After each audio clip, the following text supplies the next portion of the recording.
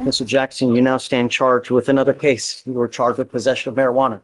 You are facing up to 6 months in jail and or a $2,000 fine. We are going to do probable cause. You have the right to remain silent.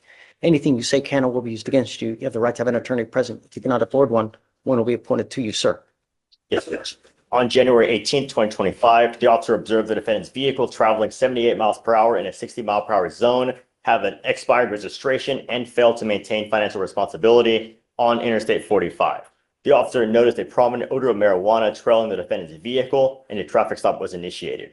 The officer observed the defendant to be in the driver's seat with a black bag and a female to be in the front passenger seat. The defendant rolled down the passenger window, and the officer observed a cloud of smoke emitting from the vehicle with an odor of marijuana.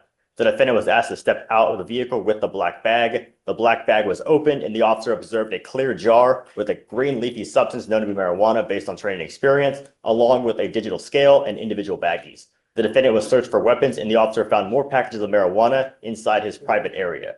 The weight of the marijuana was 1.82 ounces. And Your Honor, if I could adjust probable cause. Okay.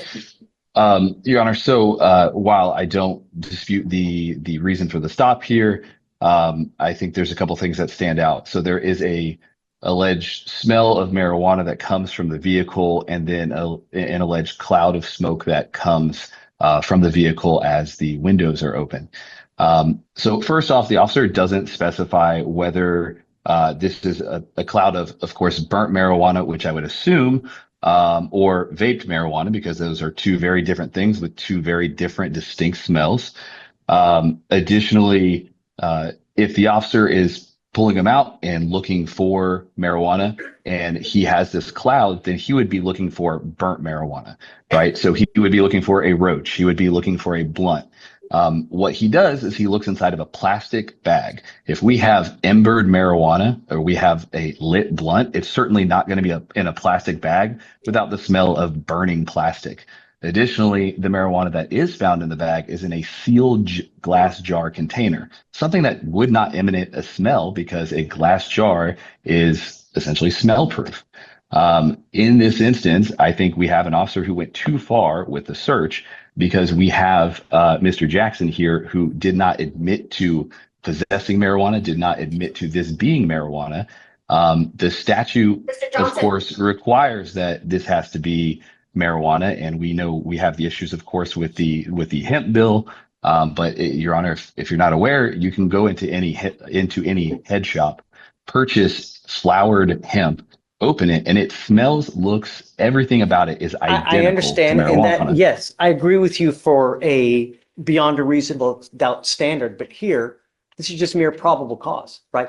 There's a good stop, goes to the car, smells marijuana, there's a plume of smoke that comes out.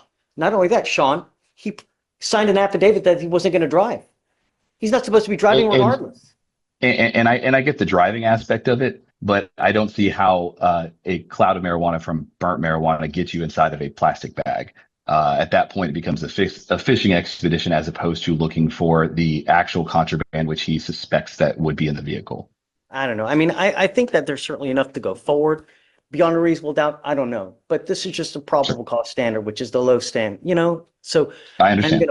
I'm going to find that there's probable cause to go forward with your case, Mr. Jackson. I ordered you not to drive. He's a driver in this car? Yes, Judge. Okay. I'm now revoking your bond. Goes with you. Sorry, Sean, but he promised us he's not going to drive. He signed an affidavit. He knows. He knew. And Your Honor, will a new bond be set? And if so, can we get that amount set? So I'll leave the first bond as is. The first case, I'm going to do it at 5,001. Okay. So first case 5,001, and then the new case, of course, I'll would be leave bonded the out first as. one or the second one as is, though. Which case number?